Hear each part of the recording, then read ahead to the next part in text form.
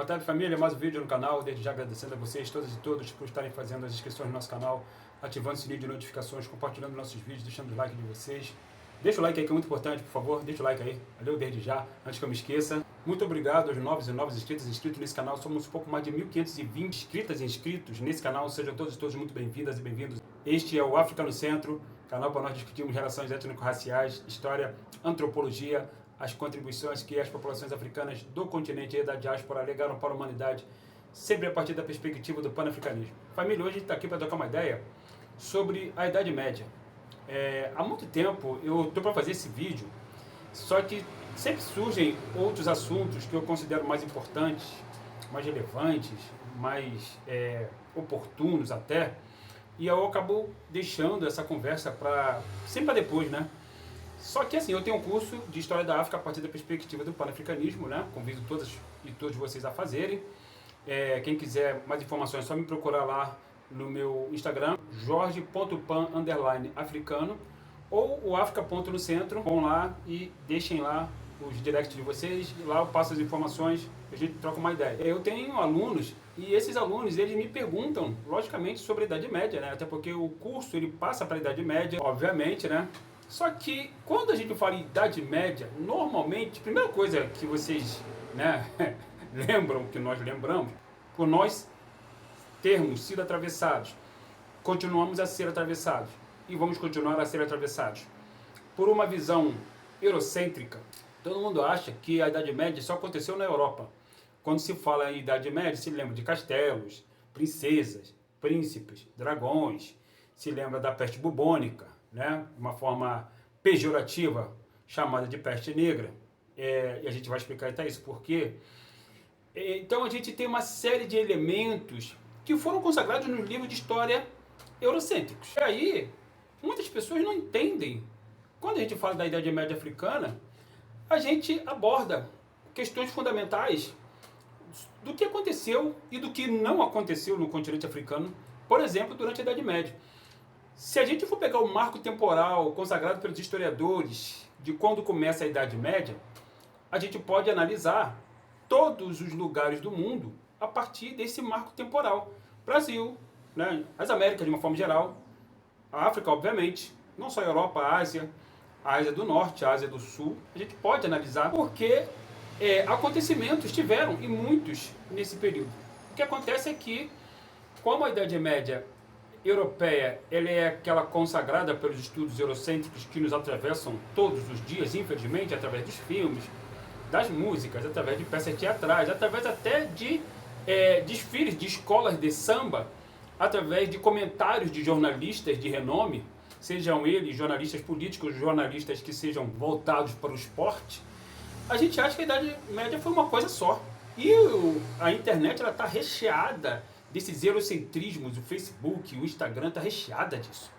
O que acontece é que é o seguinte, dentro do marco temporal histórico que os historiadores consagraram, pegando esse marco aí, se nós formos considerar que a Idade Média começou em 476 da nossa era, da Era Comum, quando tribos germânicas invadiram o que era o então Império Romano do Ocidente, e derrubaram um Império Romano que já estava em frangalhos, em franquíssima decadência, já era um doente da Europa, né? Por exemplo, antes do outro doente da Europa aparecer, que era o Império Turco-Otomano, muito mais tarde, em 476 da nossa era, já havia, por exemplo, um reino no continente africano chamado Gana. O reino do Gana, ele nasceu por volta ali do século III da nossa era. Século III da nossa era, para quem não entende muito sobre a história da África, o reino do Gana se localizava não na costa oeste, mas na parte oeste do continente africano. Eu não digo na costa oeste porque o reino do Gana não tinha saída para o mar. O reino seguinte vai ter, que é o Império do Mali, que nós vamos falar dele daqui a pouco. Está documentado aqui nessa obra. O reino do Gana era um reino organizado a partir do matriarcado, organizado por um povo chamado Soninké, ou Saracolê, um reino que tinha sacerdotes, que tinha, logicamente, dirigentes políticos, Um reino que era organizado a partir das castas, corporações socioprofissionais hereditárias, um reino que era riquíssimo em ouro. Não por acaso, Cheikh Anta Diop, na obra dele, A Origem Africana da Civilização, Mito ou Realidade Histórica, e também na outra obra dele, África Negra Pré-Colonial, ele fala de como era organizado o Ghana. Por exemplo, não era um reino absolutista, como você vai ter na Idade Média Europeia. No continente africano não tinham reinos absolutistas. Não tinham por quê? Porque a antropologia é exatamente contrária, não é diferente. Era contrária.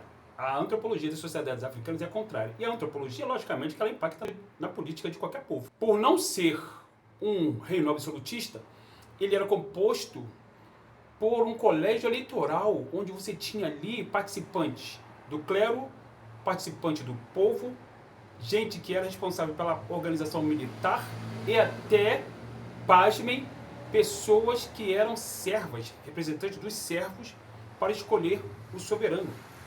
E aí tinha uma pessoa que era incumbida de escolher o soberano.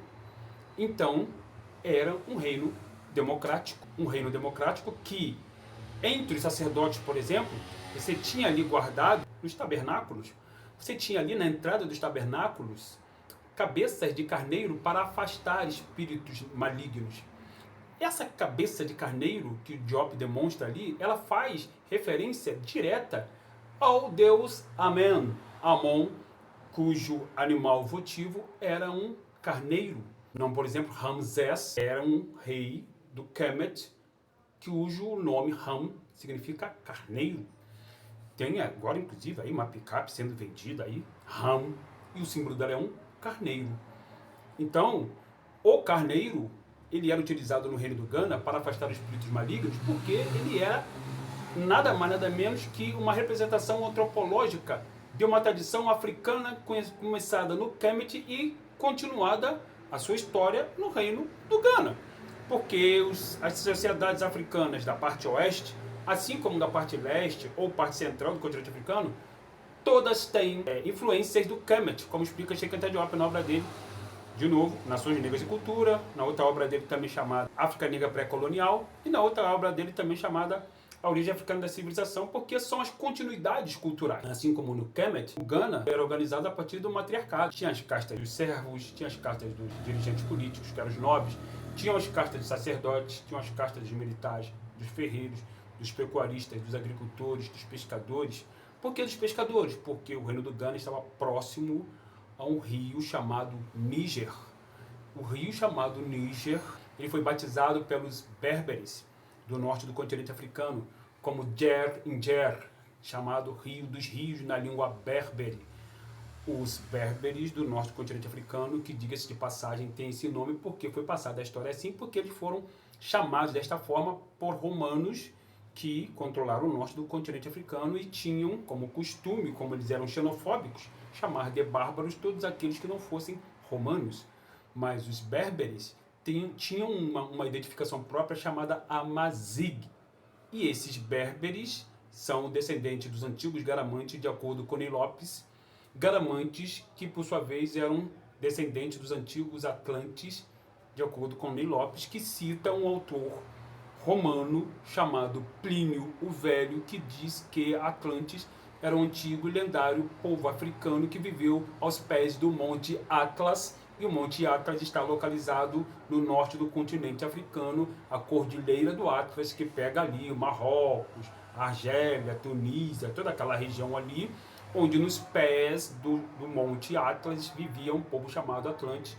Repito, que vai dar depois origem aos Garamantes, e os Garamantes, por sua vez, darão origem aos berberes. Só para não causar nenhum tipo de anacronismo, para que vocês entendam, Garamantes eram da antiguidade. Esses berberes que eu citei, que na Idade Média, aí sim, eles vão manter contato com os saracolês. Na verdade, esse contato entre berberes e saracolês já vinham acontecendo até antes da Idade Média, mas na Idade Média isso vai se intensificar porque os saracolês vão se organizar enquanto reino, começar paulatinamente a subjugar as outras nações do entorno e este reino formar império no tal Império do Ghana. Esse império que era riquíssimo em ouro, como a gente falou aqui, esse ouro ele era extraído das minas, ele era extraído do leito do rio, né, do rio Níger, e esse ouro ele dava exatamente a base de sustentação econômica, era uma das bases de sustentação, na verdade a principal base de sustentação econômica do Império do Ghana, que vai fazer com que o Ghana se transforme no tal Eldorado da Idade Média, que muito vai se falar, inclusive na Europa, no Oriente Médio, vou começar a se falar isso. E aí, esses berberes, atrás desse ouro, vão trazer cavalos, vão trazer armas de ferro, vão trazer uma série de mercadorias para trocar sal, inclusive também, para trocar com o Ghana, trocar pelo ouro, obviamente, vender, fazer trocas comerciais. O que acontece é que esses berberes também já mantinham contato com os árabes pré-islâmicos, ou seja, antes do nascimento do profeta Muhammad. E aí, muitos desses árabes que já mantinham contato, obviamente, com os berberes, por conta desse contato com os berberes, irão atrás desse ouro do Ghana. Lembrando, Ghana é uma sociedade africana. Aceita sem problema nenhum pessoas de outros países, de outras nações. Esses árabes que virão fazer contatos comerciais com o Ghana, muitos deles vão se aclimatar no Ghana, vão se ambientar no Ghana e vão ficar no Ghana. Árabes pré-islâmicos vão se transformar em cidadãos do Império do Ghana. É importante salientar, inclusive vão criar um bairro árabe dentro, no interior das fronteiras do Ghana. E aí, por que é importante a gente trazer essas informações? Porque há uma desonestidade intelectual no que diz respeito às relações entre árabes e africanos, dizendo que os árabes trouxeram uma série de contribuições civilizatórias para os africanos. Negativo. Primeiro que esses árabes, como a gente acabou de falar, eles serão árabes pré-islâmicos, viram atrás do comércio, do ouro. Segundo, o Ghana era famosíssimo na Península Arábica. Terceiro, o Ghana não era exatamente o nome do Ghana, era esse. O Ghana era conhecido por Império do Ghana porque Ghana era o título protocolar do imperador. Ghana vem de Kaya Magan, magnânimo, algo nesse sentido. Significa dizer que ele era o chefe do império. Por conta disso, ele era chamado de Senhor do Ouro, pela grande produção aurífera do Ghana. E era atrás disso que muitos árabes vinham. Muito mais tarde, quando nascer o islamismo, o Islã ele vai começar a penetrar no continente africano por conta das ações dos califas. A palavra califa significa comandante dos crentes. Título protocolar dos califas, de acordo com Ney Lopes. E aí, esses califas que vão invadir o norte do continente africano, vão começar a manter relações com o continente africano a partir de 639 da nossa era. 639 da nossa era, o que está acontecendo na Europa? Na Europa está acontecendo o feudalismo. O período do feudalismo é um período onde se verificou um atraso no que diz respeito ao desenvolvimento científico no continente europeu. Conforme explica Cheikh Anta Diop, estava vegetando nos mosteiros europeus. Mosteiros esse que era o abrigo de padres copistas que estavam copiando a tal Bíblia, que era copiada manualmente. Isso antes da invenção de Gutenberg, lá no século XVI, os tipos móveis que vão ajudar a popularizar a Bíblia, inclusive após a reforma protestante de Martinho Lutero, que vai acontecer na Alemanha, depois do fim da Idade Média. Você vai ser da 1517. Significa dizer que a tal Idade Média ela vai durar por volta de 1000 anos. Vai de 476 da nossa era até 1453, mais ou menos, quando os turcos otomanos vão conquistar Constantinopla e vão transformá-la em Istambul, que não é a capital da Turquia atual. A capital da Turquia atual é Ankara, mas Istambul é uma cidade muito importante para os árabes e também para os turcos. O que acontece é que esses 1000 anos de feudalismo serão a preparação fundamental para o sistema capitalista. Né? Ali vai estar germinando na Europa o sistema capitalista. Mas no continente africano não havia sistema capitalista, nem poderia ter, porque no continente africano não havia feudalismo, não haviam feudos, não haviam terras que eram propriedade privada de anciãos, de servos, de militares, de nobres, de sacerdotes, de ninguém. Não havia. Se não havia, obviamente, é porque a antropologia das sociedades africanas não é diferente. Ela é contrária das sociedades europeias. Significa dizer que também não havia influência da Igreja Católica no continente africano. Significa dizer que no continente africano estava acontecendo um processo de desenvolvimento científico, intelectual, econômico, bélico, organizacional, que atraía muitos viajantes árabes que muitos deles também Ibn Battuta, Ibn Khaldun, vão registrar nas suas crônicas as suas relações com os africanos e vão constatar a altivez, o respeito que os africanos tinham por si mesmos e como eles tratavam muitos desses árabes cheios de si por serem islamizados, por serem muçulmanos, e que vão entrar no continente africano achando que tinham inventado a roda, quando muitos desses viajantes árabes vão tentar manter contato com importantes figuras, com dirigentes do Império do Ghana, vão ser tratados como pessoas, como cidadãos de segunda classe. Eles vão ser tratados da seguinte forma: apesar de eles estarem no mesmo ambiente fechado que uma autoridade do Ghana, essa autoridade não vai se dirigir diretamente a esse comerciante, né, árabe que vai estar ali. Essa autoridade vai falar com o comerciante islâmico, o comerciante árabe, através de uma terceira pessoa, através de uma outra pessoa, através de um intermediário. Para o árabe muçulmano, cheio de si, achando que era muito importante, aquilo ali vai ser uma afronta para ele. E uma outra coisa que os árabes vão notar é que os servos no continente africano, muitos deles não eram necessariamente escravizados. Por que eu estou falando isso? Porque na Idade Média africana vai ocorrer uma escravidão árabe que vai durar durante 1000 anos. Mas essa escravidão árabe, ela não vai ser uma escravidão no modo de violência, de invasão, de império do Ghana, etc. Não. Não vai ser nada disso, conforme explica o Sheikh Anta Diop, é importante salientar. Esses servos que os árabes vão adquirir, no primeiro momento, é preciso salientar isso. Primeiro eles vão invadir ali pelo leste do continente africano, vão ter contato com as sociedades ali da Etiópia, onde eles não vão escravizar africanos etíopes, porque os africanos etíopes são adeptos daquilo que os árabes vão chamar de povos do livro, porque os etíopes do continente africano são praticantes do judaísmo, por exemplo. Mas outros africanos, que não necessariamente eram entendidos como povos do livro, como as populações do tronco linguístico banto, que vão ocupar ali a região de Sofala, onde hoje é ali Moçambique, essas sociedades, elas serão atacadas, muitos vão ser capturados, muitos africanos, e serão levados para trabalharem nos pântanos do Iraque, né, daquela região ali, e serão chamados pejorativamente de Zanji. É importante salientar aí no século IX, século VIII, século IX, conforme explica Carlos Moore nessa obra aqui, Racismo e Sociedade, a região ali do Oriente Médio verá o maior levante de escravizados do mundo, que será a grande rebelião Zanji, que muito pouca gente sabe disso, é importante salientar. Mas você encontra aqui documentado esse levante de escravizados, que inclusive esses africanos escravizados vão fundar uma cidade chamada Al-Muqtara, que vai confrontar essa escravidão árabe-islâmica, a primeira escravidão de cunho racista que se tem notícia, conforme explica Carlos Moore nessa obra aqui, que será registrada pela história.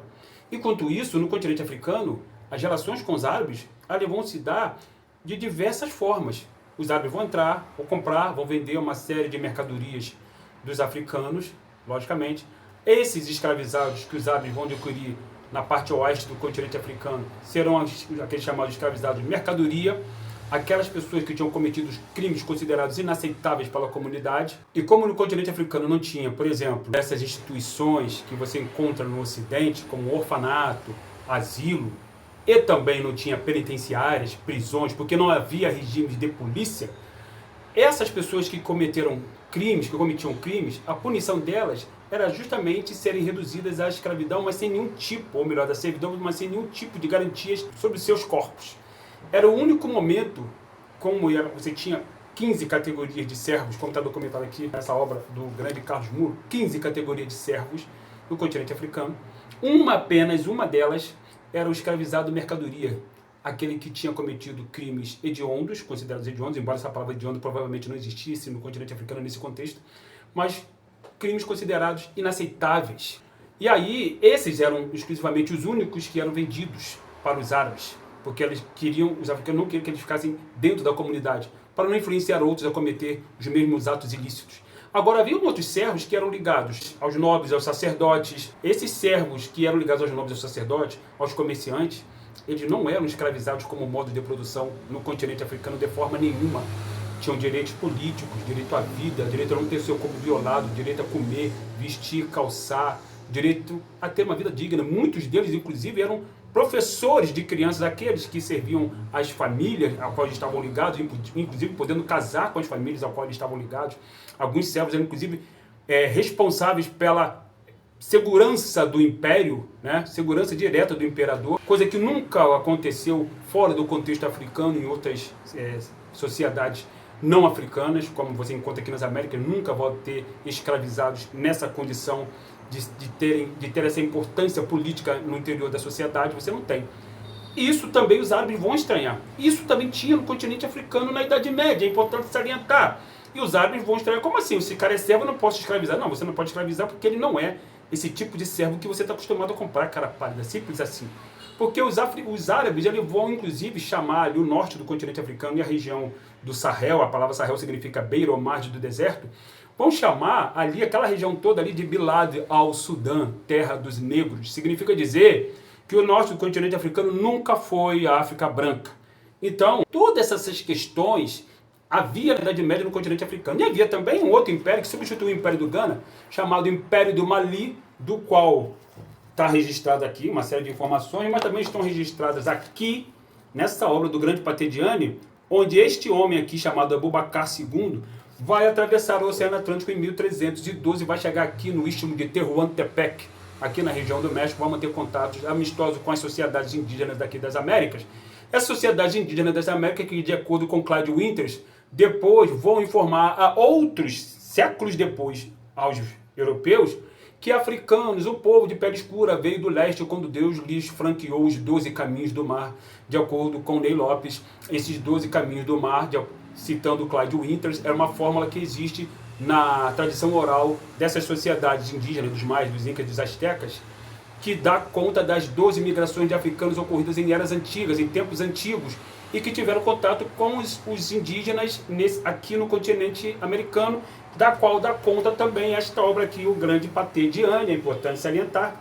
Então, na Idade Média, africanos atravessaram o Oceano Atlântico muito antes dos europeus chegarem aqui, através das rotas das Canárias, também documentado na obra do Ivan Van Sertima. Eles vieram antes de Colombo, cuja capa, inclusive, é muito parecida com essa aqui. Então, o Império do Mali foi um império gigantesco, muito maior que a Europa Ocidental em extensão territorial, onde ali teve um homem chamado Mansa Kankou Musa, que fez a famosa peregrinação à Meca e foi o homem mais rico do mundo, cuja fortuna era contada na casa dos trilhões de dólares nos termos atuais, né, na moeda atual. E esse cara fez uma peregrinação à Meca que fez com que, por exemplo, o fato de ele despejar muito ouro na economia ali da Península Arábica, fez com que o preço do ouro despencasse. E mais tarde, um outro império que vai substituir o Império do Mali será o Império do Songhai, ainda maior que o Império do Mali, ainda maior que o Império do Ghana, logicamente. E esse Império do Songhai só vai ser colapsado já quase chegando ao século XVII, quando o Império Marroquino invadiu o Império Songhai e aniquilar o legendário Império Songhai, que vai contar com grandíssimos personalidades históricas como Oba Suni Ali e o Ashka Mohammed, assim como Mansa Kankou Musa, terá muitos filhos também, e também vai fazer sua famosa peregrinação à Meca, não tão com pompa e circunstância como Mansa Kankou Musa, mas fará. E aí o Império do Mali, assim como o Império Songhai, serão grandes impérios muito bem organizados, que também serão famosos fora do continente africano. Importante salientar uma coisa: nesse período, na Idade Média, vão existir 3 grandes universidades no mundo. A Universidade de Timbuktu, importante salientar, na cidade de Timbuktu, a Universidade de Sankoré, construída exclusivamente por negros muçulmanos. A Universidade de Timbuktu, ali você vai estudar gramática, lógica, aritmética, história, biologia, astronomia, uma série de ciências. A Universidade ali de Bagdá, dentro que a Universidade de Bagdá será controlada exclusivamente por árabes, e a Universidade ali de Salamanca, na Espanha, será controlada tanto por africanos quanto por árabes, porque africanos e árabes, ainda na Idade Média, em 711 da Era Comum, africanos e árabes vão fazer a expansão islâmica para a Península Ibérica, né? Como a gente falou aqui no vídeo anterior, e vão, inclusive, civilizar aquela região ali, transmitindo para os europeus daquela região o conhecimento do zero, o uso da astrolábio, o uso da energia eólica, o conhecimento do saneamento básico, o hábito, o costume de tomar banho.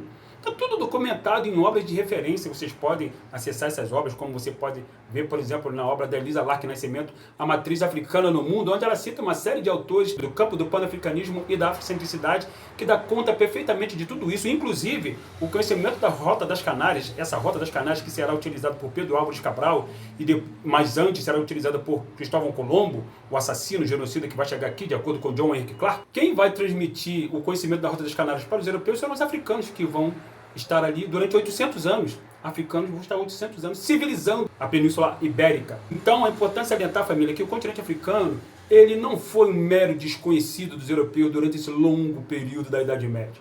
Haviam reinos, impérios, sociedades organizadas, sociedades muito fortemente do ponto de vista econômico, bélico, social, e que legaram para a história da humanidade uma série de conhecimentos que nós, africanos e africanos, precisamos conhecer, devemos conhecer. Dado o recado, venham todos e todas fazer o meu curso de História da África a partir da perspectiva do panafricanismo, aulas síncronas comigo, online, onde passamos por esse período da Idade Média também, no módulo 5, quando a gente fala exclusivamente do Islã. Estamos juntos sempre, Hotep, África no Centro.